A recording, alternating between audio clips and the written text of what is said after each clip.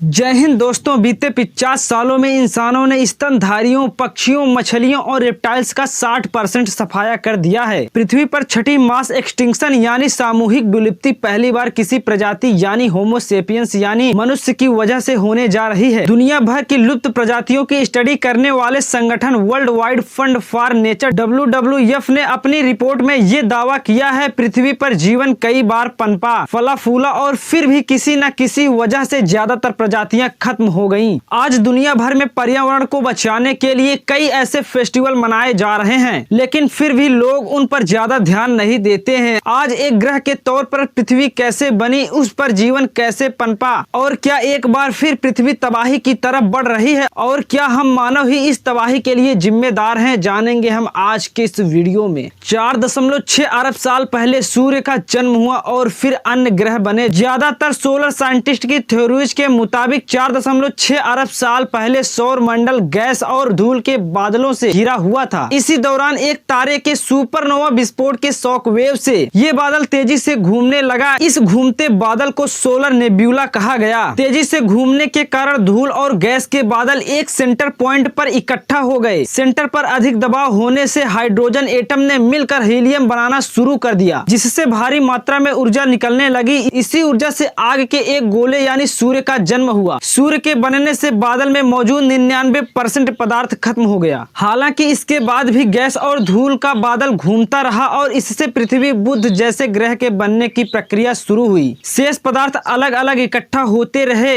इनसे ही सौर मंडल में मंगल, पृथ्वी जैसे अन्य ग्रह बने। गुरुत्वाकर्षण बल के कारण सभी ग्रह सूर्य के चारों तरफ चक्कर लगाने लगे, जिसे अब सौर मंडल कहते हैं। 4.5 अरब साल पहले पृथ्वी से टकराया ग्रह और चंद्रमा बना। शुरुआती पृथ्वी में ज्वालामुखी की तरह लगातार विस्फोट हो रहे थे। इनमें से हाइड्रोजन सल्फाइड, मीथेन और कार्बन डाइऑक्साइड जैसी गैस निकल रही थी। इन गैसों से ही पृथ्वी पर वायुमंडल बना। इसी दौरान पृथ्वी से एक छोटा ग्रह टकराया। इस टक्कर से पृथ्वी के चारों ओर ग्रह के पदार्थ के टुकड़े फैल गए। इनसे मिलकर एक गोलाकार उपग्रह बना, जिसे आज हम चंद्रमा के रूप में जानते हैं। 3.8 अरब साल पहले पानी से हुई पृथ्वी पर जीवन की शुरुआत। लेकिन करीब 3.8 अरब साल पहले पृथ्वी इतनी ठंडी हो गई कि जल वाष्प पानी में बदल गया। इससे बने धरती के सबसे पहले महासागर ने पृथ्वी को पूरी तरह से ढक लिया। करीब 3.7 अरब साल पहले पानी में ही सूक्ष्म जीवों की उत्पत्ति हुई। ये पृथ्वी पर जीवन का पहला रूप था। करीब 3.3 अरब साल पहले पृथ्वी एक जलीय दुनिया की तरह थी, लेकिन जैसे जैसे महासागर से जमीन के टुकड़े उभरने लगे, वैज्ञानिक की भाषा में उन्हें क्रेटन कहा गया। इसी दौरान पृथ्वी का पहला महाद्वीप वालवारा बना। हालांकि ये ऑस्ट्रेलिया महाद्वीप से भी छोटा था। 2.4 अरब साल पहले पूरी पृथ्वी बर्फ की तरह जम गई। साइनो नाम का बैक्टीरिया पृथ्वी का पहला प्रकाश संश्लेषक यानी फोटोसिंथेटिक बना। इसके बाद धरती पर ऑक्सीजन उत्पादक मिले। अब ऑक्सीजन के साथ पृथ्वी पर कार्बन डाइऑक्साइड का स्तर काफी कम हो गया, जिस कारण पृथ्वी पूरी तरह से जम गई। जैसे जैसे पृथ्वी का वातावरण बदल रहा था, तो महाद्वीप में भी बदलाव हो रहे थे। महाद्वीप के टूटने और नए महाद्वीप के बनने की प्रक्रिया लंबे समय तक जारी रही। 44 करोड़ साल पहले समुद्र का तापमान बढ़ने से सभी जीवों का सर्वनाश हुआ। पृथ्वी में जीवन का स्वरूप बदला। इस समय को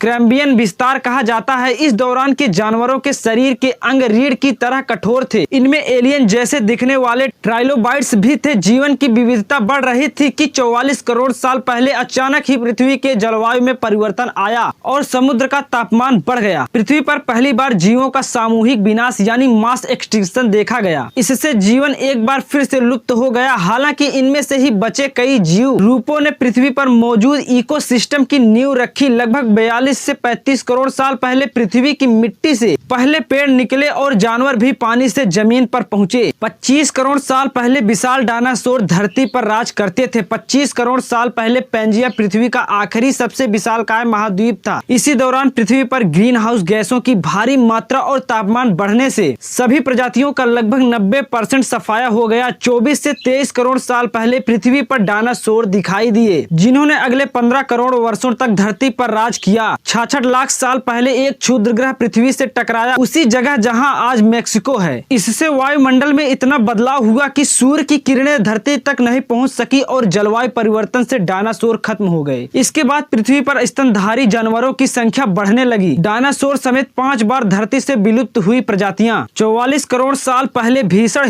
युग के कारण समुद्र का स्तर 100 मीटर तक गिर गया, जिससे समुद्र में रहने वाली 60 से 70% प्रजातियां खत्म हो गईं। फिर बर्फ पिघलने से समुद्र में ऑक्सीजन की कमी भी हुई। 36 करोड़ साल पहले लंबे समय से चली आ रही जलवायु परिवर्तन की घटनाओं से समुद्री जीवन प्रभावित हुआ। करीब 70% प्रजातियां खत्म हो गईं। 25 करोड़ साल पहले साइबेरिया में हुए ज्वालामुखी विस्फोट से वैश्विक तापमान में भयंकर वृद्धि हुई। इससे 95% से अधिक प्रजातियां नष्ट हो गईं। 20 करोड़ साल पहले वैज्ञानिकों के मुताबिक ज्वालामुखी विस्फोट से 3/4 प्रजातियां खत्म हो गईं। इससे धरती पर डायनासोरों के पनपने का रास्ता साफ हो गया। 6.6 करोड़ साल पहले मेक्सिको पर एक विशाल क्षुद्रग्रह गिरने से डायनासोर और अमोनियों का अंत हो गया। इसके बाद स्तनधारियों और इंसानों की उत्पत्ति का रास्ता खुला। सहेलनथ्रोप्स थे पृथ्वी पर सबसे पहले इंसान। इस प्रजाति को सहेलनथ्रोपस कहा जाता है। उस समय तक इंसान 4 पैरों से चलते थे। 4 लाख साल पहले इंसानों ने सीधा चलना शुरू किया और करीब 10 लाख साल पहले उन्होंने चीजों को तोड़ने और काटने के लिए हथियार बनाए। करीब 8 लाख साल पहले आग का आविष्कार हुआ। इसके बाद मनुष्य के दिमाग का विकास तेजी से होने लगा। इंसान एक साथ रहने लगे और बातचीत का तरीका भी निकाला। 40 से 15,000 साल पहले होमो सेपियंस के अलावा सभी अन्य मानव प्रजाति खत्म हो गई। 10,000 साल पहले कृषि की शुरुआत। अब 8 अरब से ज्यादा इंसान। करीब 10,000 साल पहले धरती पर कृषि की शुरुआत हुई। वहीं करीब 250 साल पहले औद्योगिक क्रांति की शुरुआत हुई थी। इसके बाद इंसान टेक्नोलॉजी, सामाजिक, आर्थिक और सांस्कृतिक परिवर्तनों से गुजरे। शहरीकरण हुआ तो भारी मात्रा में कार्बन डाइऑक्साइड और अन्य प्रदूषण छोड़ने की शुरुआत हुई। आबादी लगातार बढ़ती ही चली गई। 1804 तक जनसंख्या 1 अरब और 1927 तक 2 अरब तक पहुंच गई। 1960 के दशक से वैश्विक जनसंख्या तेजी से बढ़ती गई और अब ये 8 अरब से ज्यादा लोगों तक पहुंच गई है। जलवायु परिवर्तन पृथ्वी पर मानव अस्तित्व और जीवन के कई अन्य रूपों के लिए एक नया खतरा है। दुनिया भर में तापमान और समुद्र का स्तर बढ़ रहा है और जैव विविधता घट रही है। अगर हालात नहीं बदले तो हम एक और सामूहिक विलुप्ति की घटना के कगार पर पहुंच सकते हैं। उत्पत्ति के बाद से पृथ्वी में हुए बदलाव। फर्स्ट वायुमंडलीय बदलाव। शुरुआत में पृथ्वी के वायुमंडल में अधिकतर हाइड्रोजन और हीलियम गैस थी। आज वातावरण में नाइट्रोजन, ऑक्सीजन के साथ ऑर्गन, कार्बन डाइऑक्साइड और पानी है। सेकंड, एक दिन की लंबाई। शुरुआत में पृथ्वी केवल 6 से 8 घंटे में 360 डिग्री घूम जाती थी। इसके बाद एक दिन पूरा करने में लगने वाला समय लगातार बढ़ता जा रहा है। वर्तमान में ये लगभग 24 घंटे का है। थर्ड, चंद्रमा से दूरी। शुरुआती निर्माण की प्रक्रिया के समय पृथ्वी से चंद्रमा केवल 24,000 किलोमीटर दूर था। हालांकि ज्वारीय ब्रेकिंग के कारण ये लगातार बाहर की ओर घूमता है। अब ये दूरी 3,84,000 किलोमीटर है। फोर्थ, जीवन की उपस्थिति। शुरुआत में पृथ्वी पर जीवन नहीं था। हालांकि 3.8 अरब वर्षों से जीवन ने पृथ्वी के जीव मंडल को पूरी तरह से बदल दिया है। 5, सूर्य का प्रभाव। पिछले 4.5 अरब वर्षों में सौर चमक 40% बढ़ गई है। वैज्ञानिकों के मुताबिक अगले 1 से 2 अरब वर्षों में पृथ्वी के महासागर अचानक उबलकर खत्म हो जाएंगे। पृथ्वी का भविष्य। क्या हम इंसानों की वजह से होगा छठा सामूहिक विनाश? क्लाइमेट साइंटिस्ट के मुताबिक हम एंथ्रोपोसीन में हैं, यानी ऐसी स्थिति जिसमें मानव गतिविधियों का पृथ्वी के धरातल और पर्यावरण पर स्पष्ट और बड़ा प्रभावी असर दिखने लगे हैं। एक्सपर्ट मानते हैं कि हम छठे सामूहिक विलुप्ति के दौर के बीच में हैं। छठा सामूहिक विलुप्ति पूरी तरह से मानव गतिविधियों के कारण होगा। इसमें भूमि, जल, ऊर्जा और अन्य संसाधनों का अंधाधुंध प्रयोग व जलवायु परिवर्तन होगा। वर्तमान में 40% जमीन को खाद्य उत्पादन के लिए इस्तेमाल किया जा रहा है। दुनिया में 90% वनों की कटाई और 70% पीने के पानी का इस्तेमाल कृषि में किया जा रहा है। इससे उन स्थानों पर रहने वाली प्रजातियों पर विलुप्ति होने का खतरा आ गया है। ये हमारे इकोसिस्टम के लिए सबसे बड़ा मानव जनित खतरा है। अनसस्टेनेबल खाद्य उत्पादन और खपत से ग्रीन हाउस गैस का उत्सर्जन बढ़ रहा है। इससे वायुमंडल के तापमान में रिकॉर्ड वृद्धि हो रही है। हमारे इकोसिस्टम में प्रजातियां एक दूसरे से जुड़ी होती हैं। इन्हीं से जल, हवा और जमीन स्वच्छ रहती है। वर्तमान में प्रजातियों के विलुप्त होने की दर प्राकृतिक विलुप्ति से 1000 से 10,000 गुना अधिक है। PNAS मैगजीन में प्रकाशित एक रिपोर्ट के मुताबिक पशु प्रजातियों के समूह सामान्यतः प्राकृतिक दर से 35 गुना अधिक दर से लुप्त हो रहे हैं। इसमें कहा गया है कि 1500 और 2022 के बीच वर्टिब्रेट जानवरों की 73 प्रजातियां विलुप्त हो गई हैं। 2 साल पहले ही Centre for Science and Environment ने अपनी रिपोर्ट में बताया था कि भारत अपने जैव विविधता प्रचुर क्षेत्रों का 90% खो चुका है और इन क्षेत्रों में 25 प्रजातियां विलुप्त हो गई हैं। बायोडायवर्सिटी की एक रिपोर्ट के अनुसार 1996 से 2008 के बीच पूरी दुनिया में पक्षियों और स्तनधारियों की प्रजातियों में हुई 60% कमी 7 देशों में केंद्रित रही, जिनमें भारत भी शामिल है। पिछले 50 सालों में धरती पर जंतुओं की 2/3 आबादी मानव गतिविधियों के कारण कम हो चुकी है। इन्हीं कारणों से ज्यादातर वैज्ञानिकों का मानना है कि पृथ्वी जल्द ही अपनी छठी मास एक्सटिंक्शन यानी सामूहिक विलुप्ति देखेगी। विश्व पृथ्वी दिवस 2024 प्लेनेट बनाम प्लास्टिक। हर साल 22 जुलाई को पृथ्वी दिवस मनाया जाता है। पृथ्वी और पर्यावरण के प्रति जागरूकता के लिए 190 देशों के 1 अरब से अधिक लोग इसे मानते हैं। पृथ्वी दिवस 2024 की थीम प्लेनेट बनाम प्लास्टिक है। इस थीम का उद्देश्य पृथ्वी पर बढ़ रहे प्लास्टिक पॉल्यूशन के बारे में लोगों को जागरूक करना और प्लास्टिक के विकल्प की तलाश करना। पृथ्वी दिवस के मौके पर रैली और मार्च निकाले जाते हैं। क्लाइमेट चेंज, ग्लोबल वार्मिंग और पॉल्यूशन जैसे मुद्दों पर कॉन्फ्रेंस और सेमिनार का आयोजन किया जाता है। 22 अप्रैल 1970 को पहली बार अमेरिका में विश्व पृथ्वी दिवस मनाया गया था। 2 करोड़ से अधिक लोग पर्यावरण की रक्षा के लिए सड़कों पर उतरे थे। तो हम मानव द्वारा ही पृथ्वी छठी विलुप्ति की ओर बढ़ रही है। ऐसे में हम मनुष्य को इस विलुप्ति को रोकने के उपायों पर काम करना चाहिए। तो दोस्तों, क्या आप भी पृथ्वी को बचाने के लिए, क्लाइमेट चेंज से लड़ने के लिए तैयार हैं? तो नीचे कमेंट बॉक्स में लिख कर बताइए। और हाँ, तो क्लाइमेट चेंज से लड़ने के लिए 10 पेड़ हर साल जरूर लगाएं। दोस्तों, ये वीडियो ज्यादा से ज्यादा लोगों तक शेयर करिए ताकि ये नॉलेज हर लोगों के पास जाए और लोग क्लाइमेट चेंज से लड़ने के लिए एक साथ आगे आए। वीडियो अच्छा लगा तो वीडियो को लाइक करके चैनल को सब्सक्राइब करना मत भूलिएगा। मिलते हैं अगली वीडियो में, तब तक के लिए जय हिंद, वंदे मातरम।